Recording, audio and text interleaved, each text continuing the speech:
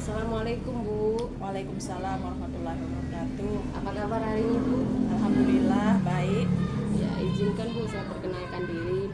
Nama saya Siti Julaika, SPD CBP Angkatan 9 Kabupaten Aceh Tenggara dari SD Negeri Tembak Bintang Bu. Hari ini saya akan melakukan wawancara terhadap Ibu terkait kepemimpinan Ibu, bagaimana Ibu mengambil keputusan dengan menggunakan 4 paradigma, 3 prinsip dan 9 langkah dalam mengambil keputusan.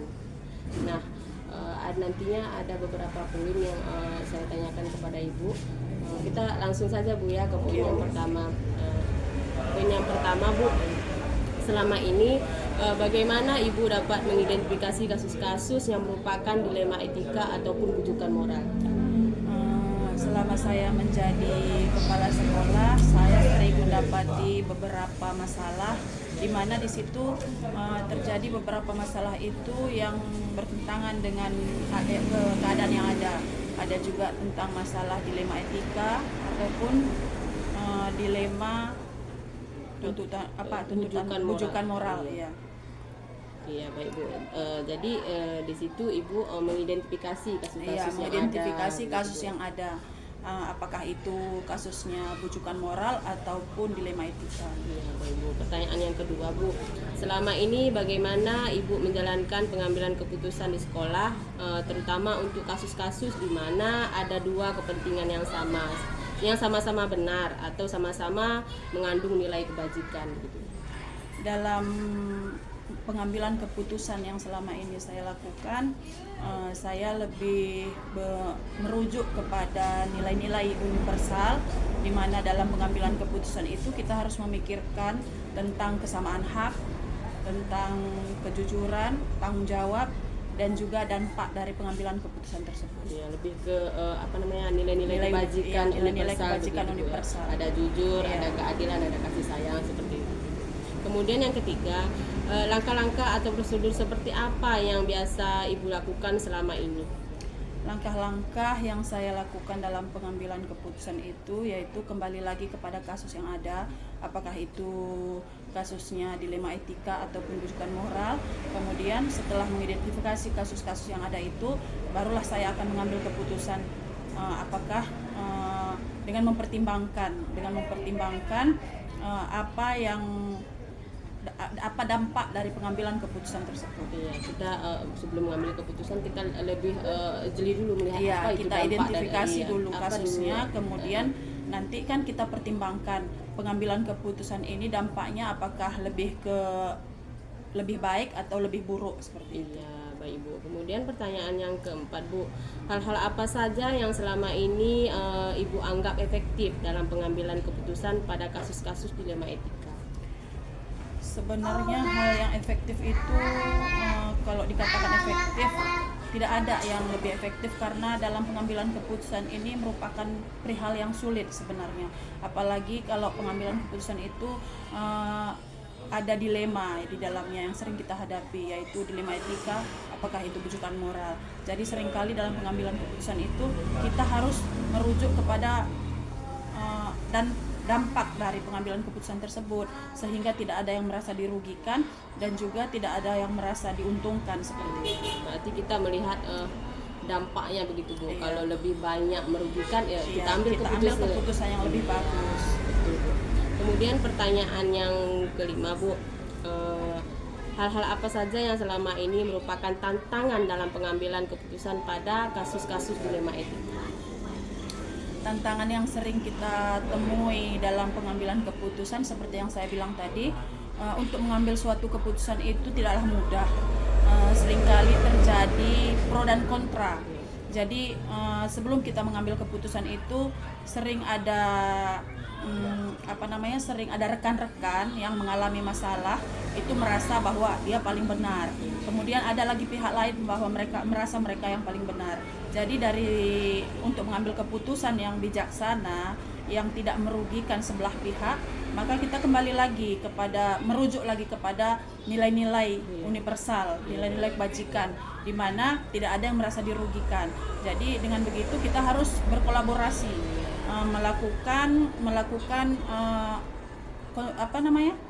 konsultasi ataupun rapat-rapat kecil dengan rekan-rekan yang mungkin berhubungan dengan kasus tersebut, kemudian sama-sama mempertimbangkan dampak dari keputusan yang akan diambil. Iya, intinya itu berkolaborasi, Iya, bekerja dengan tim begitu, iya, Bu, bekerja ya. dengan tim. Kemudian pertanyaan selanjutnya, Bu, apakah Ibu memiliki sebuah tata kala atau jadwal tertentu dalam sebuah penyelesaian kasus dilema etika?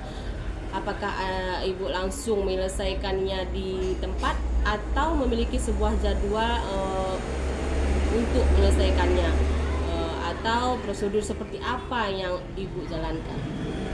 Kalau masalah jadwal dalam menentukan pengambilan keputusan itu, kembali lagi kita meninjau tentang kasus yang sedang berlaku, yang sedang terjadi.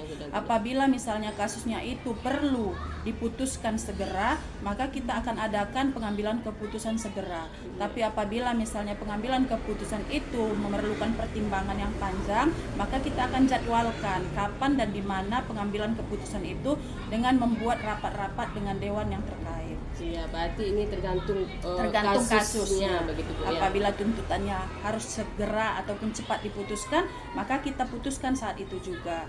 Tapi apabila misalnya mungkin butuh pertimbangan, maka kita akan menjadwalkan atau menentukan waktu tertentu. Yang namanya kasus, Bu, ya, nggak boleh dilama-lamain. Nggak boleh dilama-lamakan. Nanti efeknya Iya. bisa berdampak. Iya.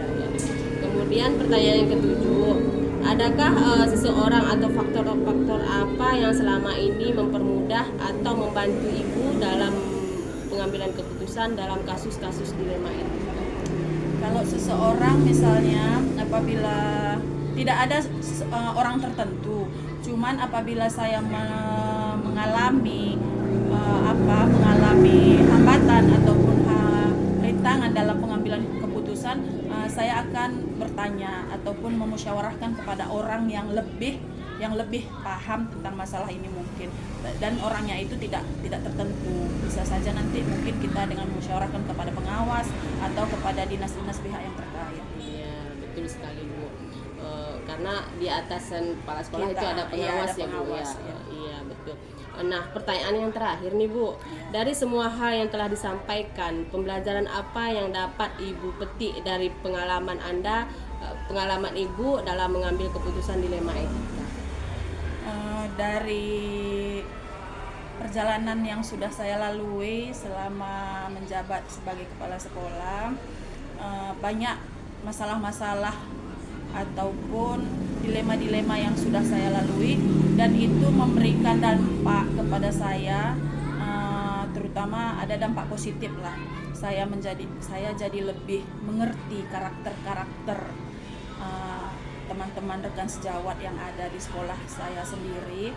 Selain itu saya juga bisa lebih spesifik dalam menentukan keputusan ketika ada masalah yang terjadi dengan merujuk kepada masalah-masalah yang sudah terlebih dahulu diselesaikan.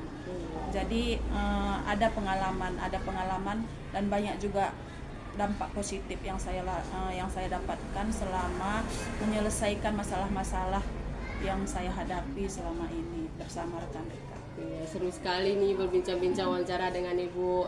Nanti di lain waktu saya akan berbincang-bincang lagi bersama Ibu terkait bagaimana kepemimpinan kita di satuan pendidikan kita masing-masing. Terima kasih Ibu atas waktunya. Saya termotivasi dengan apa yang Ibu sampaikan. Nah, demikian Ibu. Saya ucapkan terima kasih. Wassalamualaikum warahmatullahi wabarakatuh. Waalaikumsalam warahmatullahi wabarakatuh. Semoga bermanfaat buat Ibu juga. Amin. Assalamualaikum Bu. Waalaikumsalam warahmatullahi wabarakatuh. Apa kabar hari ini Bu? Alhamdulillah baik. Ya, izinkan Bu saya perkenalkan diri. Nama saya Siti Julaika, SPD CBP Angkatan 9 Kabupaten Aceh Tenggara dari SD Negeri Lembak Bintang. Hari ini saya akan melakukan wawancara terhadap Ibu terkait kepemimpinan Ibu, bagaimana Ibu mengambil keputusan dengan menggunakan 4 paradigma, 3 prinsip dan 9 langkah dalam mengambil keputusan. Nah, nantinya ada beberapa poin yang saya tanyakan kepada Ibu. Kita langsung saja Bu ya ke poin yang pertama. Poin yang pertama Bu, selama ini bagaimana Ibu dapat mengidentifikasi kasus-kasus yang merupakan dilema etika ataupun rujukan moral? Selama saya menjadi kepala sekolah, saya sering mendapati beberapa masalah di mana di situ terjadi beberapa masalah itu yang bertentangan dengan keadaan yang ada. Ada juga tentang masalah dilema etika ataupun dilema rujukan moral ya. Iya baik Bu. Jadi di situ Ibu mengidentifikasi kasus-kasus yang mengidentifikasi ada. kasus yang ada. Apakah itu kasusnya rujukan moral ataupun dilema etika. Iya baik Bu. Pertanyaan yang kedua Bu. Selama ini bagaimana Ibu menjalankan pengambilan keputusan di sekolah, terutama untuk kasus-kasus di mana ada dua kepentingan yang sama-sama benar atau sama-sama mengandung nilai kebajikan gitu. Dalam pengambilan keputusan yang selama ini saya lakukan, saya lebih merujuk kepada nilai-nilai universal, di mana dalam pengambilan keputusan itu kita harus memikirkan tentang kesamaan hak, tentang kejujuran, tanggung jawab, dan juga dampak dari pengambilan keputusan tersebut. Ya, lebih ke nilai-nilai kebajikan universal. Ada jujur, ada keadilan, ada kasih sayang seperti itu. Kemudian yang ketiga, langkah-langkah atau prosedur seperti apa yang biasa Ibu lakukan selama ini? Langkah-langkah yang saya lakukan dalam pengambilan keputusan itu yaitu kembali lagi kepada kasus yang ada, apakah itu kasusnya dilema etika ataupun rujukan moral. Kemudian setelah mengidentifikasi kasus-kasus yang ada itu, barulah saya akan mengambil keputusan apakah dengan mempertimbangkan apa dampak dari pengambilan keputusan tersebut. Iya, kita sebelum mengambil keputusan kita lebih jeli dulu melihat apa itu kita dampak identifikasi dari, dulu kasusnya, kemudian nanti kan kita pertimbangkan pengambilan keputusan ini dampaknya apakah lebih baik atau lebih buruk seperti itu. Iya, baik Ibu. Kemudian pertanyaan yang keempat Bu, hal-hal apa saja yang selama ini Ibu anggap efektif dalam pengambilan keputusan pada kasus-kasus dilema etika? Sebenarnya hal yang efektif itu kalau dikatakan efektif, tidak ada yang lebih efektif karena dalam pengambilan keputusan ini merupakan perihal yang sulit sebenarnya. Apalagi kalau pengambilan keputusan itu ada dilema di dalamnya yang sering kita hadapi, yaitu dilema etika, apakah itu rujukan moral. Jadi seringkali dalam pengambilan keputusan itu kita harus merujuk kepada dan dampak dari pengambilan keputusan tersebut, sehingga tidak ada yang merasa dirugikan dan juga tidak ada yang merasa diuntungkan seperti itu. Berarti kita melihat dampaknya begitu Bu. Iya. Kalau lebih banyak merugikan ya kita ambil keputusan yang lebih bagus. Betul, Bu. Kemudian pertanyaan yang kelima Bu, hal-hal apa saja yang selama ini merupakan tantangan dalam pengambilan keputusan pada kasus-kasus dilema etika? Tantangan yang sering kita temui dalam pengambilan keputusan seperti yang saya bilang tadi, untuk mengambil suatu keputusan itu tidaklah mudah. Seringkali terjadi pro dan kontra. Jadi sebelum kita mengambil keputusan itu sering ada sering ada rekan-rekan yang mengalami masalah itu merasa bahwa dia paling benar. Kemudian ada lagi pihak lain bahwa mereka merasa mereka yang paling benar. Jadi untuk mengambil keputusan yang bijaksana yang tidak merugikan sebelah pihak, maka kita kembali lagi merujuk lagi kepada nilai-nilai universal, nilai-nilai kebajikan, di mana tidak ada yang merasa dirugikan. Jadi dengan begitu kita harus berkolaborasi, melakukan konsultasi ataupun rapat-rapat kecil dengan rekan-rekan yang mungkin berhubungan dengan kasus tersebut.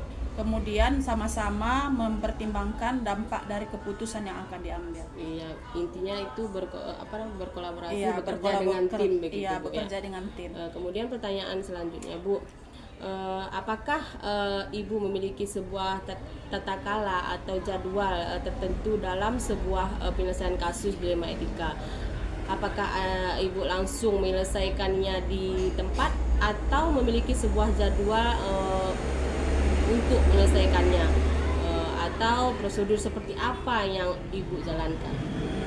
Kalau masalah jadwal dalam menentukan pengambilan keputusan itu kembali lagi kita meninjau Iya. tentang kasus yang sedang berlaku, yang sedang terjadi. Yang sedang terjadi. Apabila misalnya kasusnya itu perlu diputuskan segera, maka kita akan adakan pengambilan keputusan segera.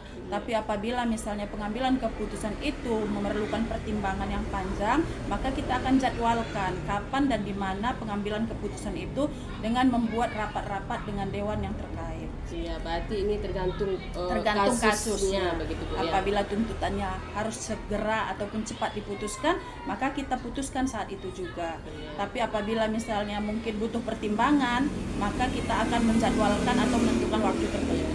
Yang namanya kasus Bu ya nggak boleh dilama-lamain. Nggak boleh dilama-lamakan. Nanti efeknya Iya. bisa berdampak. Iya. Ya.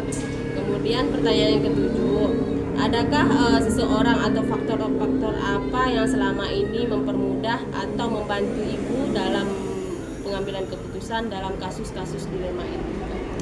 Kalau seseorang misalnya apabila tidak ada orang tertentu, cuman apabila saya mengalami mengalami hambatan ataupun rintangan dalam pengambilan keputusan, saya akan bertanya ataupun memusyawarahkan kepada orang yang lebih paham tentang masalah ini mungkin, dan orangnya itu tidak tertentu, bisa saja nanti mungkin kita dengan memusyawarahkan kepada pengawas atau kepada dinas-dinas pihak yang terkait. Iya, betul sekali Bu.